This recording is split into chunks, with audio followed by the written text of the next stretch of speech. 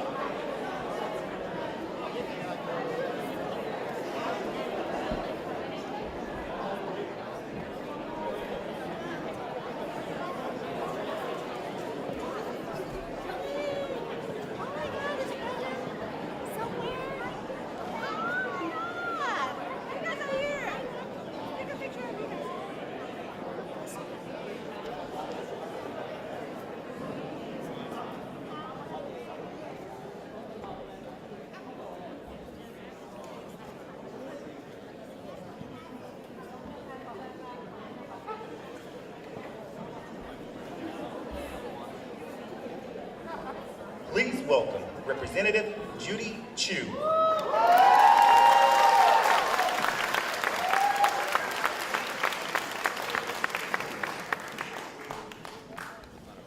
I'm Congressmember Judy Chu. I represent Monterey Park in Congress. It's such a special place for me because it's where I've lived for 37 years, and it's where I served for many years on the City Council and as mayor. That is why I'm especially grateful to President Biden for coming to our city, which has a deep hole in its heart, a hole that is yet to heal. To have the leader of our nation come here to console our grieving community is monumental. President Biden, your presence is making a difference to so many. It was on Lunar New Year's Eve, January 21st, a time that should have been one of celebration and joy, that a gunman came into our city at Stardance Studio, killing 11 people and wounding 9 others. He then drove to another dance studio, Lai Lai Ballroom in Alhambra, to shoot even more people. Thankfully, Brandon Tsai heroically disarmed him, but then he got away. As our entire city and LA area awoke the next day, the fear and shock was palpable. I was on the ground at City Hall that next morning. I saw the fear in my neighbors' eyes and heard the terror in their voice as they told me they were afraid to go home, go shopping, or even send their children to school. A day-long manhunt ensued, but thankfully, Sheriff Robert Luna and his team tracked him down miles away. Surrounded, he ended his own life. Though the immediate danger of the shooter was gone, Monterey Park and the Asian American community nationwide are still reeling, and we are still grieving. As the first suburban Chinatown in the U.S., Monterey Park holds a special place in the heart of the nationwide Asian American community. That's why it feels as though the attack on Monterey Park was an attack on Asian America. I've met with the victims' families, and I've come to understand how special the victims were. They were mothers, fathers, sons, and daughters. They were all Asian American immigrants from China, Hong Kong, Vietnam, Taiwan, and the Philippines, who worked hard to build their lives here. They did not deserve to be taken from us. But what is making a difference is the community. I want to thank the community for helping so immensely in their recovery. I know many of you are here today, and I especially want to thank President Biden for providing every federal resource possible.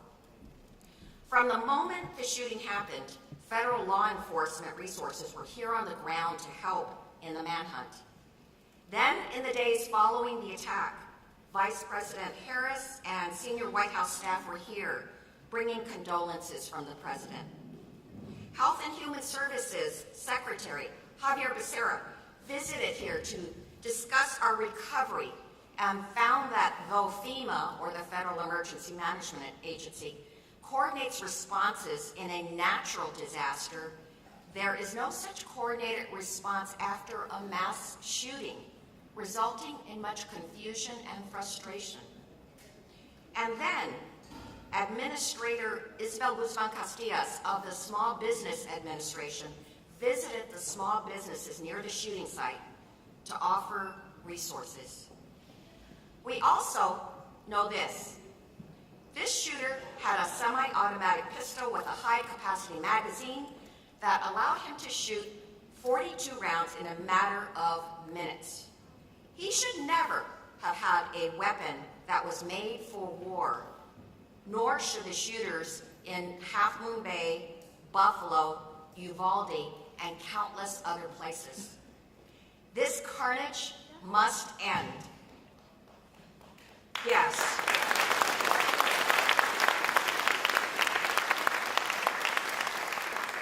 And that's why we must pass a national assault weapons ban.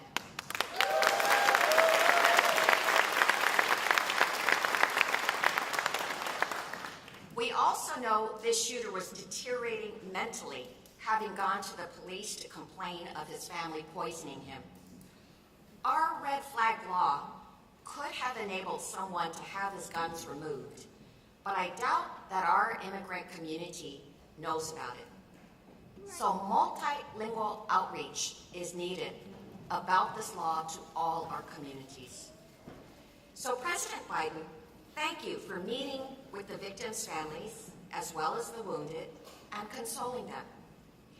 Thank you for being with us today in an ultimate act of healing. Thank you for letting us know that we are not alone. And thank you for continuing to raise your voice for an assault weapons ban in this country, as well as for measures in your gun violence executive order, especially with regard to enhanced red flag implementation and a coordinated FEMA response to mass shootings. We need this so that no other community has to go through what we've gone through. Thank you.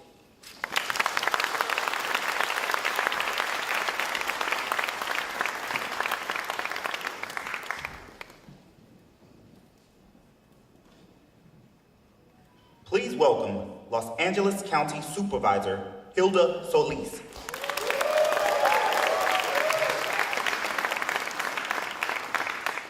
Good afternoon, everyone, and buenas tardes. I'm Supervisor Hilda L. Solis, and I represent the 1st District on the LA County Board of Supervisors. And I'd like to start, first of all, by welcoming President Biden to Los Angeles County, especially to Monterey Park, a city with over 60,000 residents who I am honored also to serve and represent. Thank you so much for being here, the epicenter of a tragic mass shooting. Yes, but, Mr. President, this is also an epicenter of hope and resilience. Here in Los Angeles County, I am honored to have 4 other colleagues sitting on a historic all-women board who, by the way, are all strong gun safety advocates just like myself. Just this year alone, we have unanimously passed 5 gun safety motions, including one you might be familiar with, Mr. President. You and Senator Feinstein put forward 2 bills to ban military-style weapons and high-capacity magazines, in addition to raising the age from 18 to 23 years of age to purchase them. And last month alone, I authored a motion that passed unanimously to support Senator Feinstein's reissuance of these 2 bills. Senate Bill 25 to ban assault weapons and high-capacity magazines, and Senate Bill 14 to raise the age from 18 to 21 to purchase assault weapons. Mr. President, you are exemplifying what we need: strong leadership on all levels of government to be brave, to be courageous, and to stand with victims and survivors against gun violence. I refuse to believe that thoughts and prayers are going to somehow protect our children and lift our country out of this gun crisis. Your issuance of an executive order on gun control today is a perfect example of what is needed precisely here in America. Every day, we use the authority we have at the Board of Supervisors to keep our 10 million residents safe from gun-related violence and to support the work of other brave colleagues that you're going to hear from, and you already heard from our Congresswoman, you'll hear from our U.S. Senator, but you'll also hear from our President. And next Tuesday's meeting at the LA County Board of Supervisors, I will be putting forward a motion to support President Biden's executive order. Mr. President,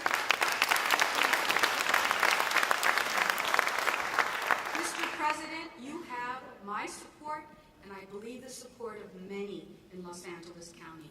And LA County is ready and willing to continue supporting your efforts and vision to have a safer America for everyone. Sí se puede, and muchas gracias.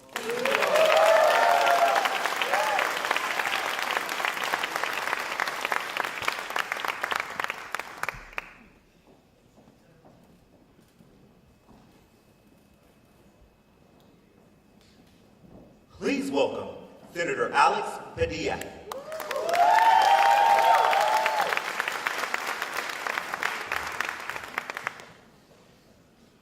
Good afternoon, Monterey Park. Good afternoon. It is a solemn honor to be back in Monterey Park today, here alongside so many friends and colleagues, including Representative Judy Chu and Supervisor Solis, whom you just heard from, but also with first responders, with community leaders, with friends and loved ones of those wounded or taken from us in January. And it is my privilege, Mr. President, yes, he can hear me. It is my privilege, Mr. President, to welcome you back to California. Though I must say that this year it's been too often in the shadow of tragedy and heartbreak. Today we gather in Monterey Park, a proud and diverse and welcoming community. 2 months ago, it was here that families gathered to celebrate with good food and lively music on the eve of Lunar New Year, and eagerly awaited calls from loved ones wishing them good fortune in the new year. But instead, the families of 20 of our neighbors, after a night of horror, received a different type of call. That night, as we know, a lone gunman entered the Star Ballroom and claimed 11 lives while injuring 9 others, taking from us parents and grandparents and making our AAPI community in particular live in even more fear for their lives. Now, there's no denying it. We have a gun violence epidemic in America.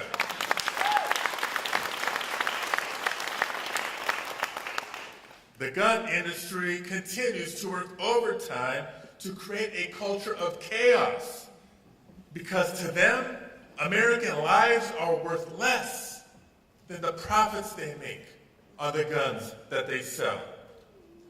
But last year, under President Biden's leadership, Congress broke the stranglehold of the gun lobby when we passed meaningful gun safety legislation for the first time in nearly 3 decades.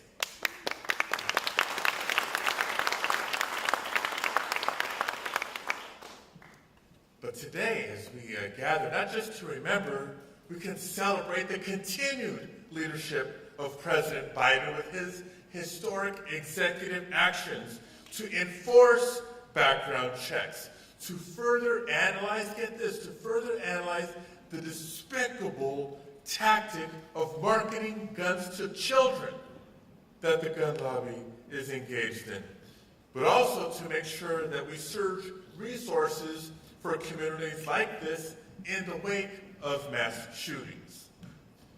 Despite the good that these executive orders will bring, as we all know, there will still be more work to do. That includes bringing back universal background checks. Absolutely.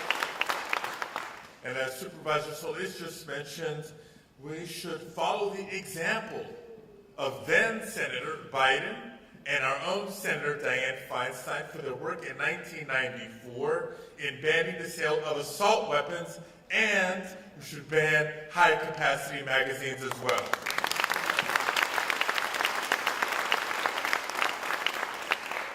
Now, we don't just remind ourselves of these proven policies lightly.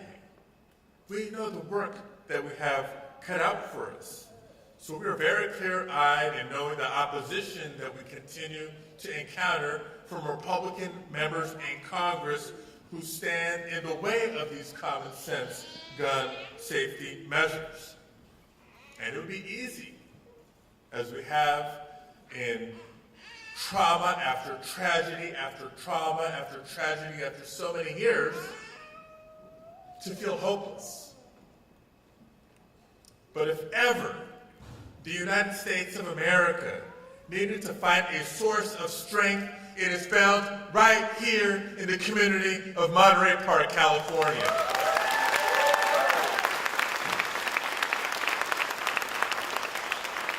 Just think about what we saw, what the nation saw in the days and weeks after the tragedy in January. What we saw was remarkable resilience. We saw the strength of those who rallied this community, like my guest at this year's State of the Union address, the former mayor, Henry Lowe. Give him a round of applause. Along with the new mayor, the entire council, all the leaders of this community, elected and otherwise, who came together to call for calm and healing for so many families. We saw the strength of this very Boys and Girls Club, who honored those lost by celebrating Lunar New Year and giving kids a chance and a place to play or to cry and to heal. We saw the strength in the waves of community members who gathered to build a memorial outside the Star Ballroom, where neighbors would come together to comfort one another and to process the tragedy together. You see, as we heal, and it's a process, it will continue to take time, but as we come together to heal, we know, just as President Biden knows, that the pain and the heartbreak may diminish over time, but it will never completely go away. But we can honor those who were taken from us by taking action to prevent future incidents of gun violence. We can and must save lives. We know what to do. We need the will of Republican members of Congress to help us do it. And we can honor those lost by reclaiming the sacred spaces and celebrations, and by embracing the people and places that will always make Monterey Park strong and special. Thank you all for being here today. Thank you for having me. Let's welcome President Biden.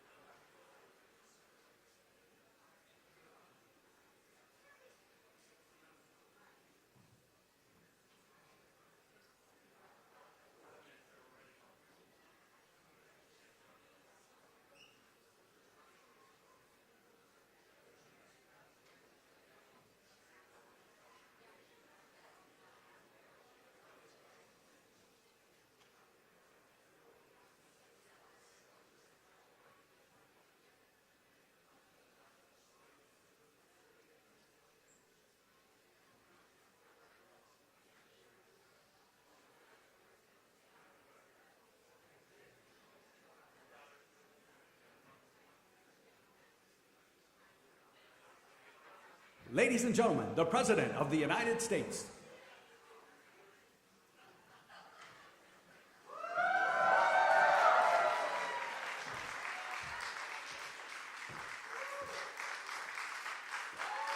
Good afternoon. Thank you. Thank you. Please have a seat if you have one.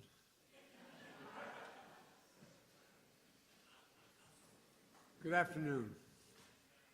Saturday, January 21st, 2023, Lunar New Year. A time to enjoy. A ballroom dance studio, a place of happiness, friendship, and belonging. People across backgrounds and generations celebrating their cultural roots and bonding through ballroom song and dance. Place of refuge where immigrants have lived for years, supported new immigrants who just arrived, becoming not just friends but family.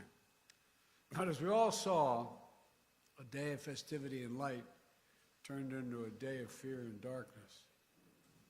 A holiday of hope and possibilities marked by horror and pain. Vibrant dances, music replaced by vigils and memorials. 11 souls taken, 9 injured. Private mourning made public. That sense of safety shattered.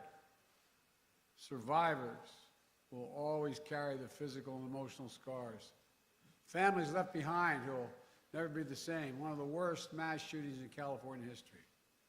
A tragedy that has pierced the soul of this nation here in Monterey Park, the San Gabriel Valley, the heart of the Asian American community. My dear friend Judy Chu, former mayor of Monterey Park, your Congresswoman and chair of Congressional Asian Pacific Caucus. Senator Alex Padilla, champion for this community, the entire state. My good friend Supervisor Hilda Solis and all elected officials, law enforcement, first responders, faith leaders, community members, all here today. You've shown up for this community, and I know you always will. To the families of victims who spend time, I get a chance to speak with today, and whom Vice President Harris spent time with a few weeks ago. I'm here on behalf of the American people to mourn with you, to pray with you, to let you know you are loved and not alone. Every case is different, but I know what it's like. I know what it's like to get that call. I know what it's like to be told. I know what it's like to lose a loved one so suddenly. It's like losing a piece of your soul. It's like a black hole in your chest you feel like you're being sucked into.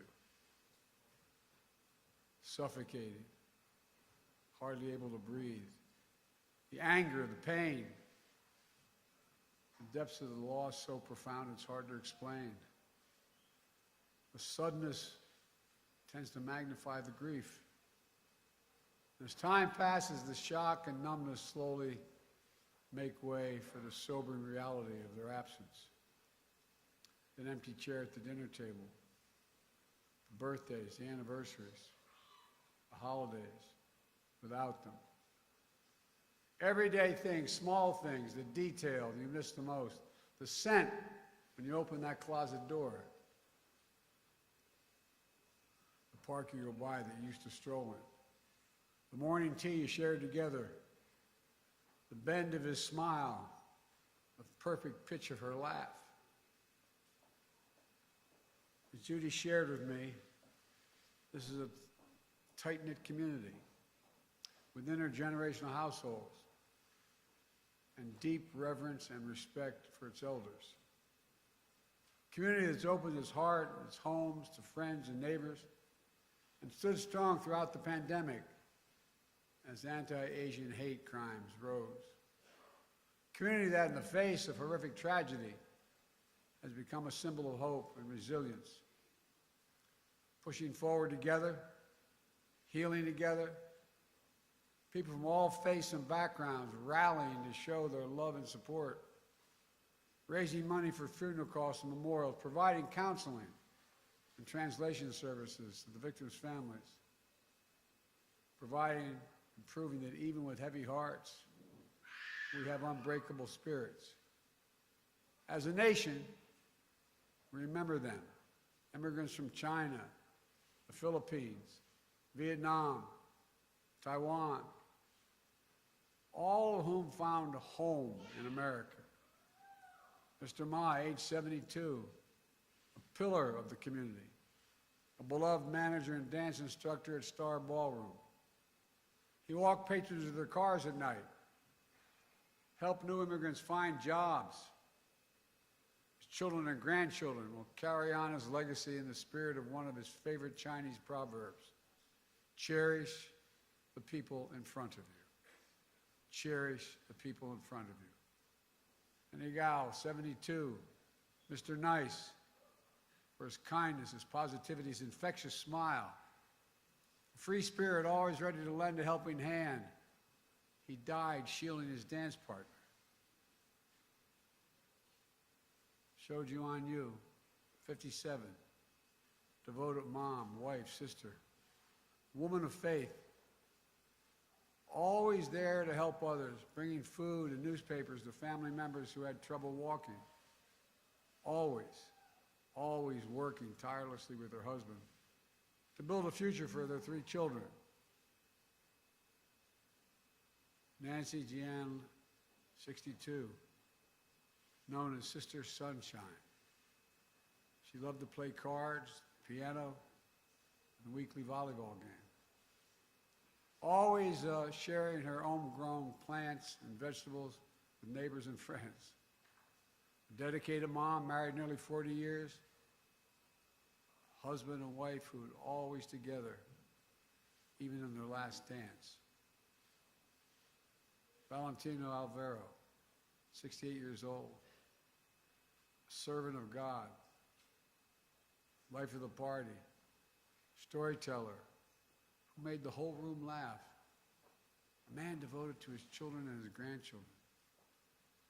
Mei Nan, 65, the bedrock of her family and friends, the eternal optimist, avid dancer who'd visit the studio every weekend, often leaving snacks behind for her classmates. She radiated positive energy through her laughter, her kind words, and her smile. Moy Dayun, 67, refugee, community builder, cherished friend, known for her kindness, her sweetness, her generosity, her beloved family, the center of her world. Diana Tom, 7 years old, devoted daughter, wife, mother, grandmother, who loved to sing karaoke. A giver and an adventurer who loved to explore new foods and travel the world. Charles Zhao, 76, grateful, reflective, believed in living to the life to the fullest. He constantly showed his family and friends and showered them with warm words of encouragement, hope, and love. Tao Yo, 64, a lifelong learner. He retired as a business manager and was pursuing a second career as a pharmacist while caring for his elderly mother. A man beloved by his wife, children, and friends for his compassion, his determination, and his wisdom. Lily Lee, 63, a matriarch with absolute strength, optimism, and grace. Her daughter wrote, "Stolen is a grandmother whose granddaughter fell asleep many nights nestled between her loving arms. Taken away is the opportunity for her grandson to feel her love and warmth." All of them lived lives of love, sacrifice, and service for their families, for their community. They represent a bigger story, who we are as Americans, embodying the simple truth that our diversity is the strength of this nation. We saw that strength in Maria Leong.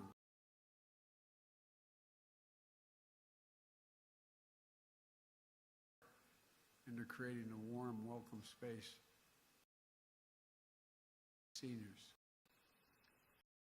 That strength in Brandon Say, who met me at the airport, whom Jill and I have gotten to know.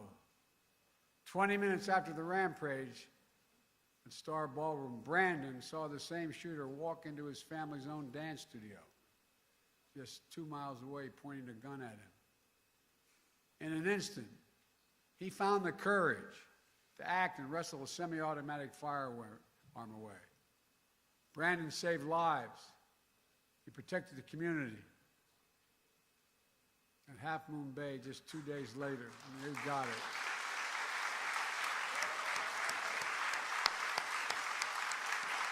Brandon, stand up.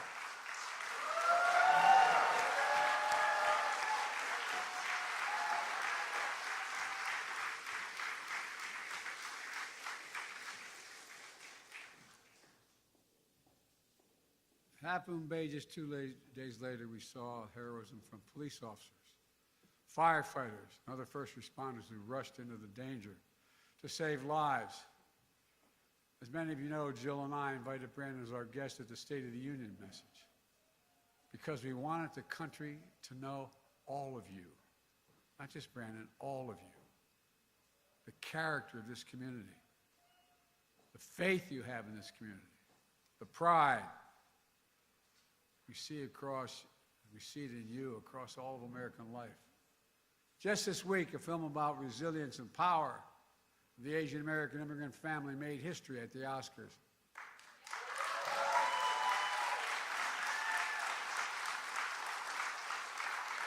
Echoing the heart of so many in this community.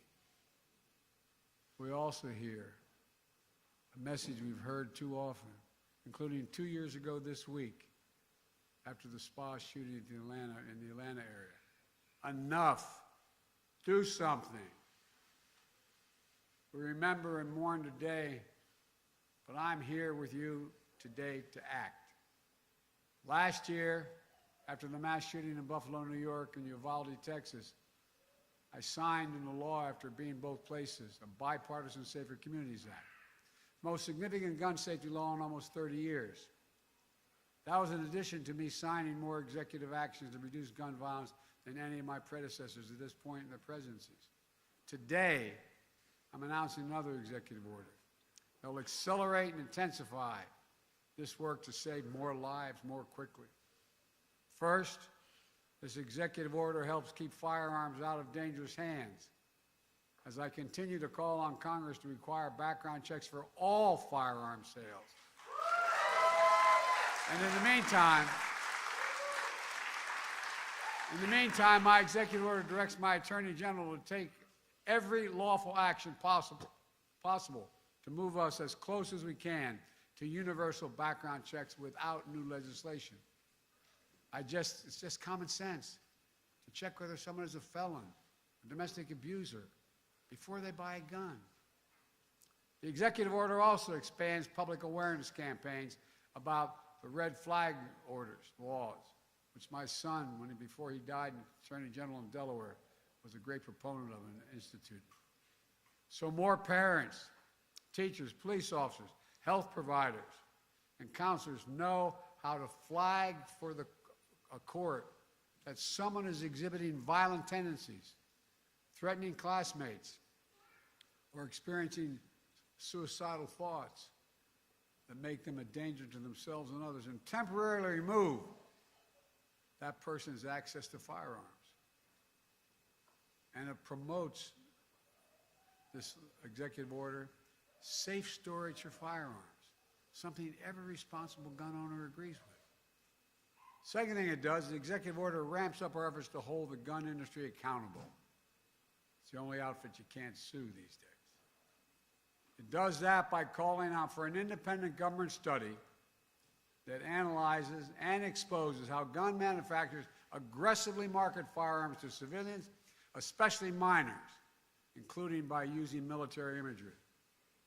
And it directs the Attorney General to publicly release alcohol, tobacco, and firearms inspection reports of firearms dealers who are cited for violation of the law.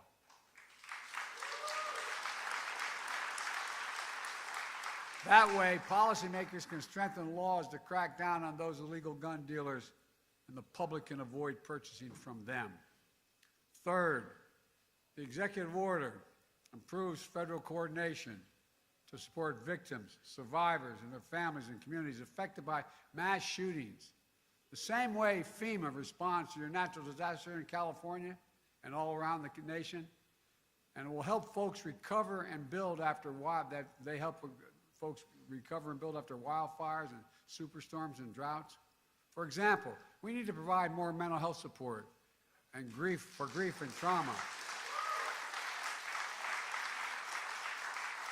and more financial assistance when a family loses the sole breadwinner or when a small business shuts down due to a lengthy shooting investigation. There's more in this executive order, but I'm not stopping there. Last week I laid out in my budget that we invest more in safer communities and expand access to mental health services for those affected by gun violence. Congressional Republicans should pass my budget instead of calling for cuts in these services or defunding the police or abolishing the FBI, as we hear from our MAGA Republican friends.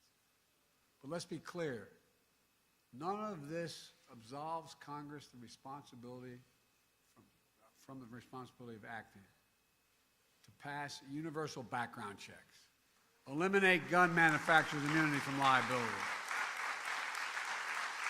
And I'm determined, once again, to ban assault weapons and high-capacity magazines.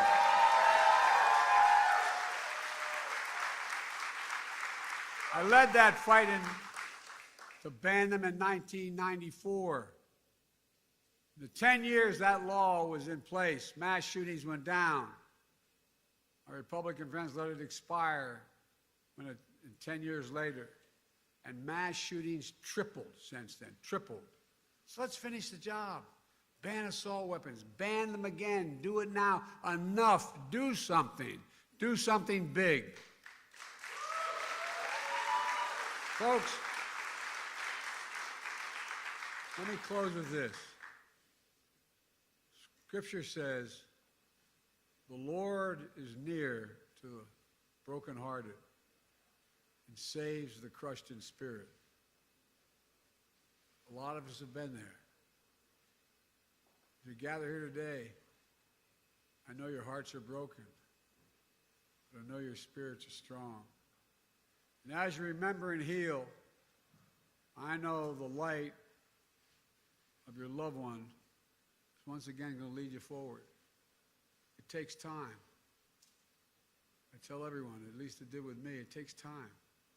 But I promise you, the day will come when the memory of your loved one brings a smile to your lips before it brings a tear to your eye. The tear will never fully go away. But when you had that smile first remembrance, that's when you know. That's when you know you're going to make it. You're going to know you're going to make it. My prayer for all of you is that day will come sooner than later, but I promise you, it will come. God bless you all. I admire you so damn much. Thank you.